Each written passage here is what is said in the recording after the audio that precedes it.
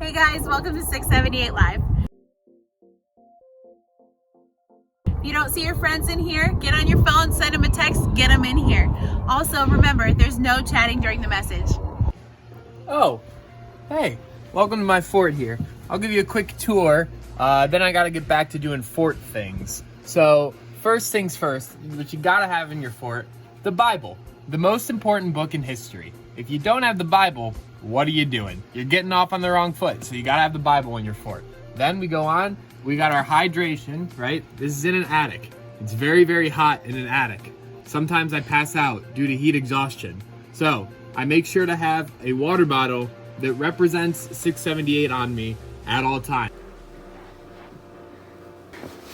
All right, so I got my TV in here. You have to lay down to see it, but that's okay because you want to lay down when you watch a movie anyway, right? I've got my essential oil diffuser going so that it smells good in here, and I've got all my movies and TV shows. This whole big black thing's full of movies, so I'm all setting up my little elephant from Cambodia right there and my camel from Israel. Alright, 678 students, I know you've seen my room before, but just wait till you see the fort that I made today. It's great. Follow me.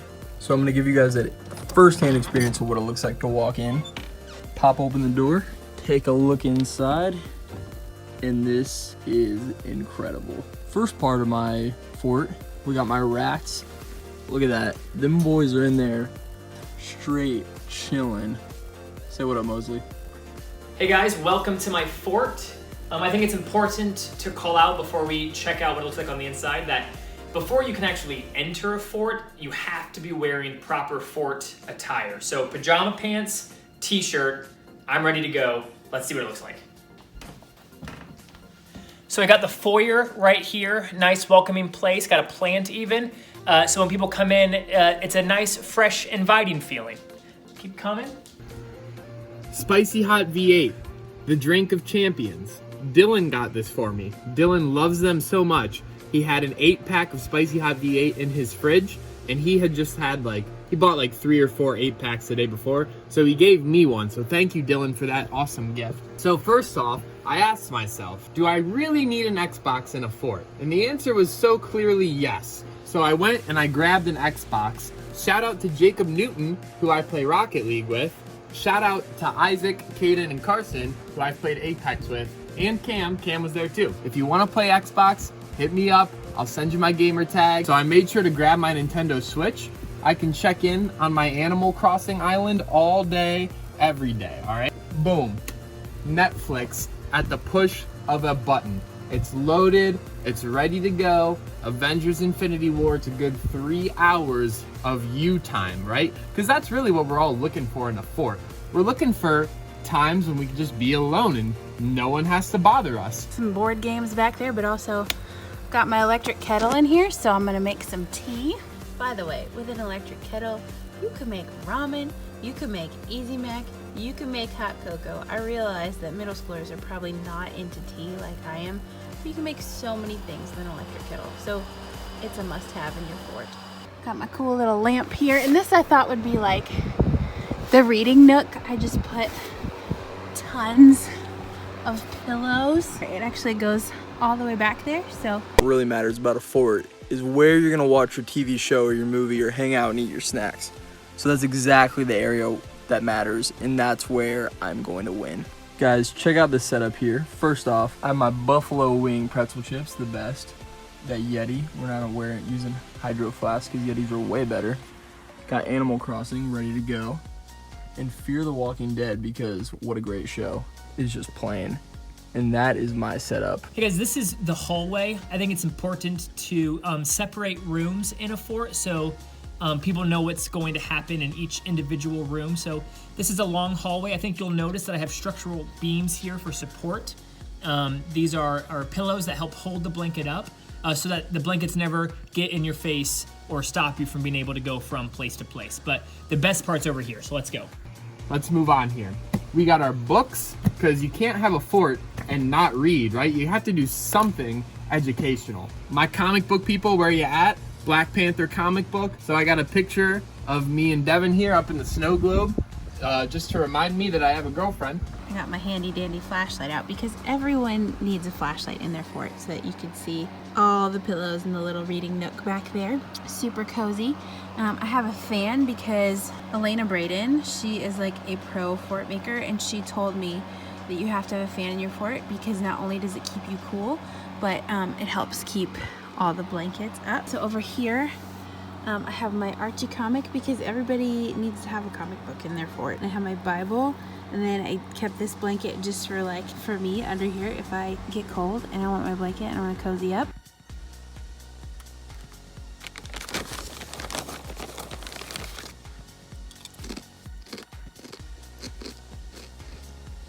Oh, my bad. Didn't realize you guys were still on. Oh, okay. No, I'm gonna go then. This is what I call the nook. This is really the core of this fort where all the action's happening. I think it's important. Forts bring us back to simpler times maybe when we were younger. Makes me think of the record player that I have here, where I can just spin some vinyl. Maybe you can see that right here. Where I can spin some vinyl, listen to some old music, some classics. If you don't have a comic book in a fort, it's not a fort. So I got the Green Lantern, part of the new 52, if you're a fan of that. Maybe I'm just gonna pull out my old Game Boy Advanced SP, Pokemon Yellow, the special Pikachu edition. I've got that in here. Reese's Cups, given to me by Maggie Blousey for my birthday. Shout out Maggie Blousey, you rock. Some vegan gluten-free snickerdoodles. Because vegans and gluten-free people love snickerdoodles. Finally, I got some Pringles. They're reduced fat Pringles. I'm on a diet, so I'm gonna eat a whole can of reduced fat Pringles. Because that's what you do when you're on a diet. You make some sacrifices. Now, really important here. Key aspect of my fort, which you won't see in a lot of other forts. Everything is eye level. I can extend my legs underneath my bed here. So over here I have a deck of cards in case a friend comes over to hang out in my fort. We could play like a card game. I have my little Star Wars mug I got in Disney World that I'm gonna put my tea in once it's done. Got some snacks. I have my coconut crispy wafer cookies. And they remind me of a street snack that I used to eat in Cambodia, so I got those. I have my tea biscuits that Sam got me. Here's the tea that I'll be drinking in my fort tonight. Wild sweet orange, so good. And I got a little bit of chocolate here too, so I think I've got a pretty sweet setup. Thanks for coming to visit me in my fort. I think I'm gonna sleep in here tonight, so I highly doubt that the guys' forts will be as classy or as cozy as mine. If you come around the corner, you'll see some things that I have for my snacks. I have, this is a Coca-Cola brand official hot dog maker. You can see I can put the hot dogs here, the buns here. It actually toasts the buns. So I have that going for me. And then again, you watch movies in forts, so you're gonna have popcorn. So you have to have a popcorn maker so that you can enjoy those as well. There's some good reading that happens in a fort. And so I've got all of the Harry Potter series right here, a couple of extra books that are part of the Wizarding World. I got my Bible right here. Is a big one, is the ESV study. And then I got my laptop here, just watching some of my favorite YouTube channels. If you think you can build a better fort than this, I don't know how that would be possible. Post it on Instagram, tag 678 of Grace. I'm going to watch it. I will give you the best advice that I can, because clearly this is the best fort that anyone has ever seen. One thing that's really important in a fort is provisions. See, if you're gonna be in a fort, you're probably trying to hide away from certain people, and you wanna be able to stay in that fort for as long as possible. So I have something in my fort that a lot of forts don't have, a pantry. So in my pantry, first thing I'm gonna pull out, I got some Colgate. This is some toothpaste. Just because you're in a fort doesn't mean you shouldn't have good dental hygiene, so I have that. Then, you know, the typical chicken broth, can of beans for when you need those things. You know, what's a fort without some ragu? I've got that going for me. Some rice, some pasta, just some little weights and some things to stay in tone. I'm not trying to bulk up. This is my fort. It's what I'm working with. I'm excited to see yours.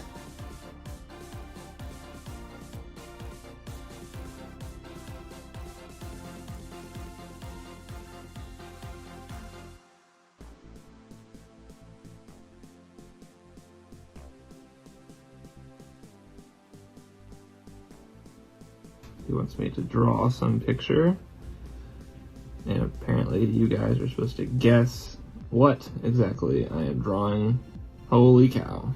Got a big old noggin. There you go. Best of luck.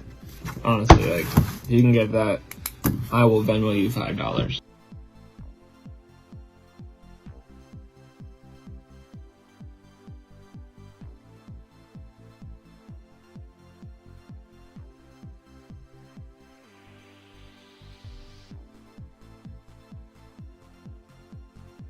All right, let's see how this goes. All right, Adam, I believe in you.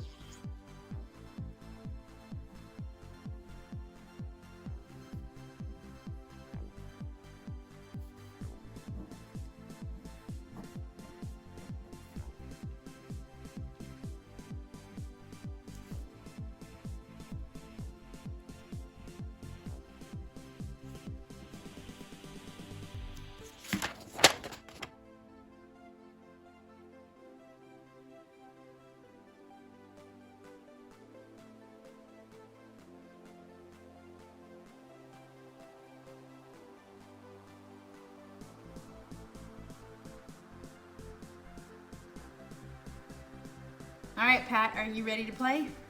I'm ready. Let's do it. Okay, so you are gonna draw, Okay. yeah, together. Oh gosh. They're never ever going to guess what this is. Oh gosh. It's not that bad. No, it's not. Oh wow. It's so bad. I hope people get it. I threw some references in there, so we'll see if people understand.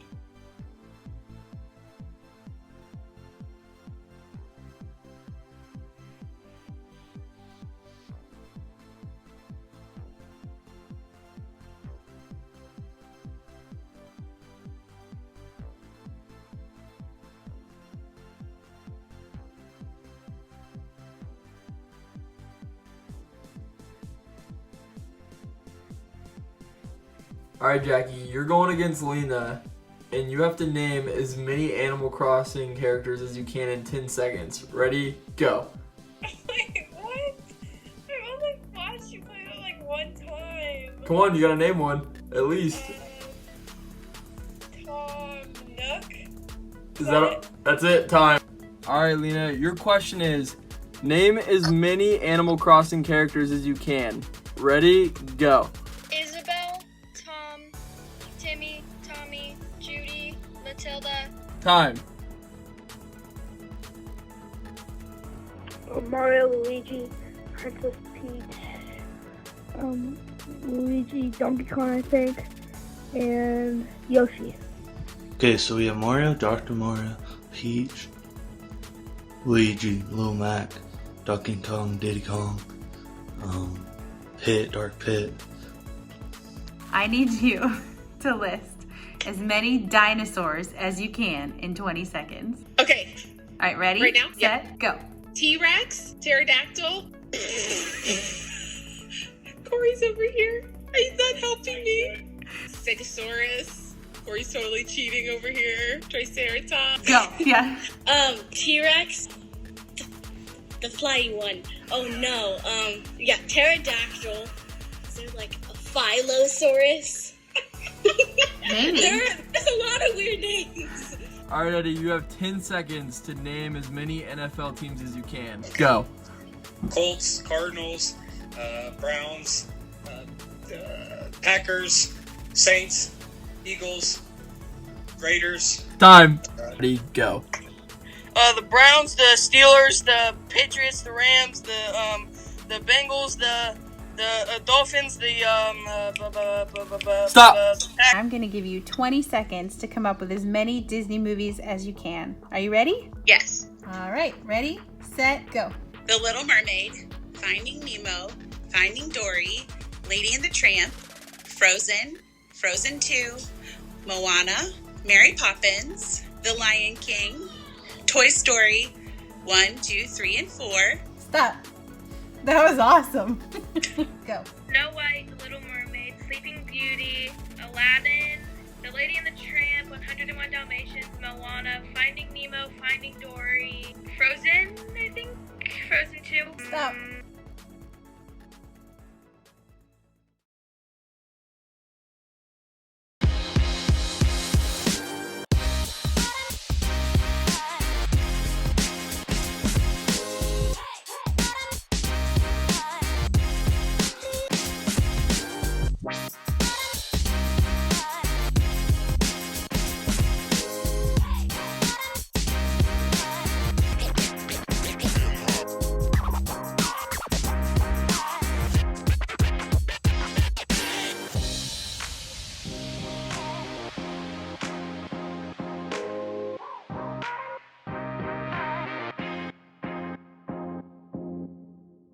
Hey 678ers, welcome to this brand new series called Popular. And so, since we're kicking off a new series, I'm gonna let us do something that we don't normally do.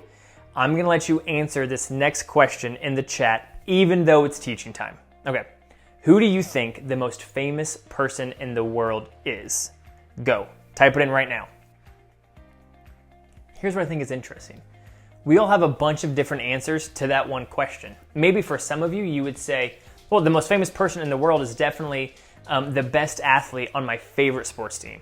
Or maybe you would say, no, it's my favorite actor who's been in all of my favorite movies. Maybe some of you would say, no, the most famous person in the world has to be this fashion designer who is so good at what they do. Or maybe for some of you, you follow some people on Instagram or on YouTube and they have like hundreds and thousands of subscribers, and you would say they have to be the most famous person. And here's what's interesting. If we all got into a room together and we tried to fight out to figure out who would be the number one most famous person in the world, I don't think we could do it. Because some of us would bring up people and other people would say, that person can't be the most famous person in the world because that person isn't important to me. I don't watch their movies. I don't follow that team. I have no idea what that person creates for fashion, or I don't watch that person's YouTube videos. The truth is, I think for some of us, what we would say is, that person can't be the most famous person in the world because that person doesn't have any influence in my life. And when I say influence is the ability to have an effect on someone else. Influence is the ability to affect someone's behaviors, thoughts, choices. And while we might all have different opinions on who we would think is popular or famous, I think all of us would agree that popular people have influence.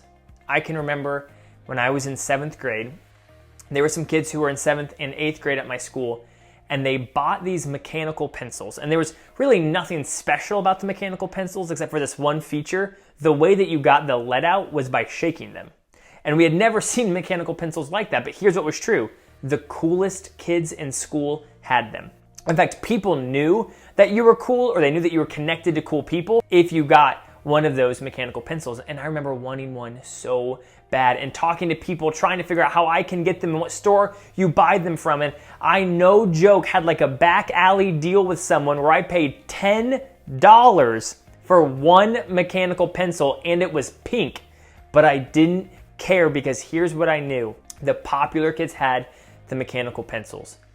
And that influenced me to want a mechanical pencil, and it even influenced me to pay $10 just so I could have one.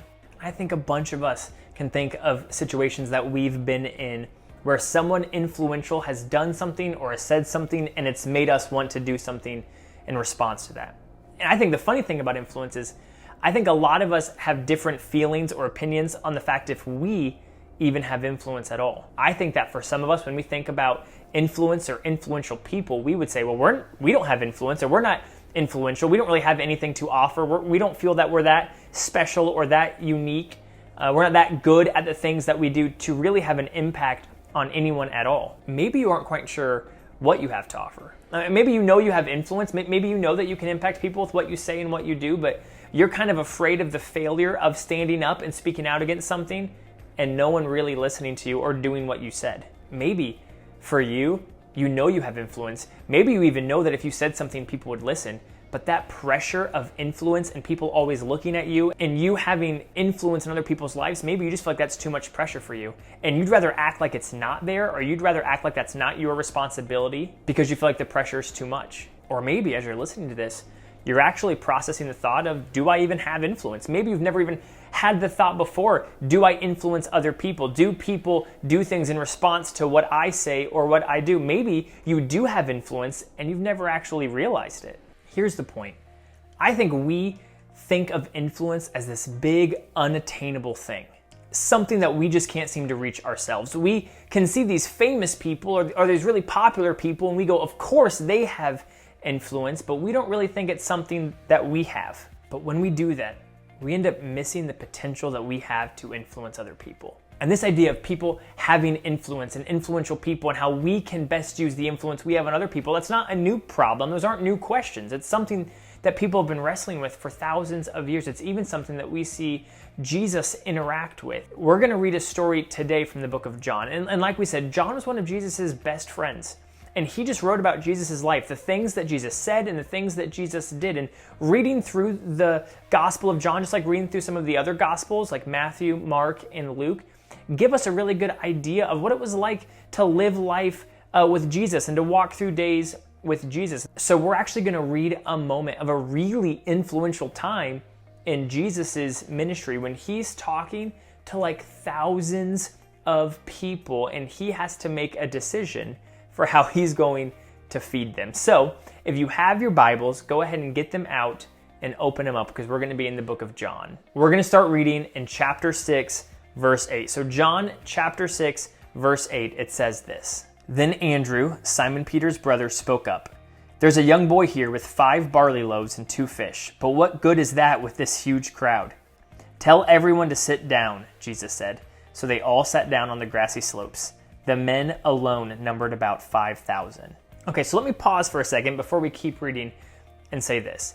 There were just 5,000 men. That didn't include women and children. So think of all of the thousands of people who were there and they were hungry. And Jesus is like, okay, we're feeding these people. What can we do? And Andrew comes out like, we got this 12-year-old who has a Lunchable. Let's make it work. I think it's interesting because they brought out this kid who didn't bring enough food for everyone. He only brought what little food he had for himself. But then let's see what happens when we keep reading. Then Jesus took the loaves, gave thanks to God, and distributed them to the people. Afterward, he did the same with the fish. And they all ate as much as they wanted, and everyone was full. Jesus told his disciples, now gather the leftovers so that nothing is wasted. So they picked up the pieces and filled 12 baskets with scraps left by the people who had eaten from the 5 barley loaves. These are some of the incredibly awesome and true stories that we get to see in Jesus' life if we read the Gospels. And there's one part I really want to pull out. This kid, when he brought his lunch to hear Jesus talk about what Jesus was going to talk about, he didn't know God was going to do something incredible with it. I mean, even when they brought him to Jesus, I'm sure this kid's thinking, you can use what I have, but it's not going to be much and it's not going to help a lot of people. And here's what I think is really interesting. Jesus could have fed the people without that kid's stuff.